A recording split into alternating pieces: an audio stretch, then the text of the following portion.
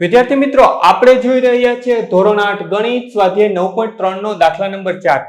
દાખલા નંબર 4 માં આપણને શું કીધું છે તો કે આપણને એક લંબઘન આપ્યો છે. આ ઉદાહરણ પૂરતું હું એક લંબઘન દોરી લઉં. આ લંબઘનનું માપ પણ આપણને આપી દીધું. કેટલું? તો કે 60, પહોળાઈ 54 અને ઊંચાઈ છે 30. આવું આપણને એક માપ આપી દીધું. હવે એની અંદર 6 સેમી બાજુવાળા કેટલા નાના સમઘન સમાય એ આપણે કહેવાનું છે. તો 6 સેમી બાજુ એટલે માની લ્યો કે આપણે આટલો કેવો સમઘન થતો હશે. આવા કેટલા સમઘન સમાય એ આપણે એને કહેવાનું છે. આવા કેટલા આપણે આની અંદર સમાડી શકીએ.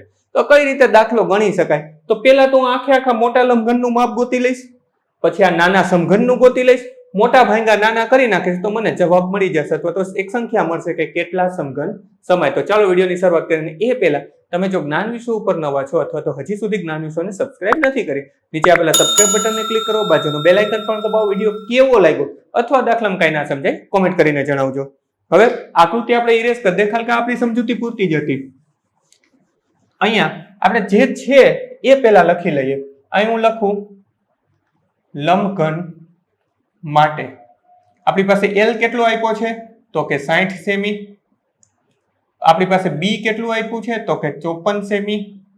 અને આપણી પાસે હાઈટ કેટલી આપી છે તો કે 30 સેમી. તો અહીં લખું તેથી લંબઘનનું ઘનફળ બરાબર L ગુણ્યા B એને ગુણ્યા H. L કેટલો થશે તો કે 60 સેમી, એને ગુણ્યા B કેટલો થશે 54 સેમી, એને ગુણ્યા H કેટલું છે તો કે 30 સેમી. હવે જો આનો હું ગુણાકાર નથી કરતો, હું અહીંયા જ આને છોડી દઉં છું. શા માટે છોડી દઉં છું એ તમને કહી દઉં. કારણ કે આગળ આપણે 6 ગુણ્યા 6 ગુણ્યા 6 કરીને છેદ ઉડાડવાના છે. જો ગુણાકાર કરીને મોટી સંખ્યા લાવશું, નીચે આપણે 6 નો ઘન લખશું અને વળી પાછળ મોટા ભાગાકાર ગુણાકાર કરવા એના કરતા સરળતાથી ઉડાડી શકાશે. હવે આપણે લખીએ બીજું. આપણી પાસે શું છે તો કે લંબઘનની અંદર 6 સેમી બાજુવાળો આપણે નાનો ઘન સમાડવાનો છે. તો એનું લખીએ ઘન માટે શું લખી શકાય તો કે L બરાબર શું છે તો કે 6 સેમી. તો આપણે લખીએ ઘનફળ બરાબર L નો ઘન એટલે કે 6 નો ઘન. તો શું થશે 6 સેમી ગુણ્યા 6 સેમી ગુણ્યા 6 સેમી.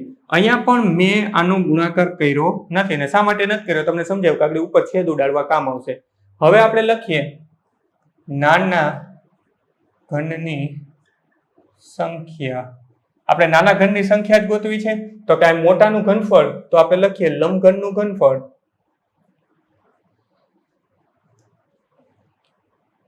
લંબઘનનું ઘનફળ એને છેદમાં નાના ઘનનું ઘનફળ. હવે લંબઘનનું ઘનફળ શું છે તો કે 60 54 30. તો કે 60 સેમી એને ગુણ્યા 54 સેમી એને ગુણ્યા 30 સેમી. અને નીચે શું થશે 6 6 6. તો કે 6 ગુણ્યા 6 સેમી 6 સેમી એને ગુણ્યા 6 સેમી એને ગુણ્યા 6 સેમી. હવે જેનો છેદ ઉડતા હોય ને એટલો ઉડાડી દઈએ. અહીંયા આપણને ખબર છે 10 6 60. 6 અને 6 ઉડી ગયા, 9 6 54. અહીંયા આ 6 ને આ 6 ઉડી ગયા, અહીંયા 6 5 30. આ 6 ને આ 6 ઉડી ગયા. આટલું સરળતાથી ઉડે એટલા માટે જ આનો ગુણાકાર નહોતો કર્યો, નકર ડબલ મહેનત થાય.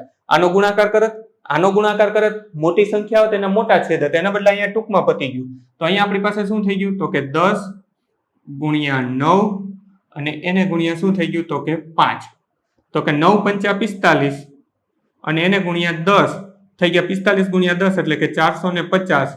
તો આપણને કીધું ને કેટલા ઘન સમાવી શકાય, તો આપણે લખી શકાય નાના 450 ઘન સમાવી શકાય.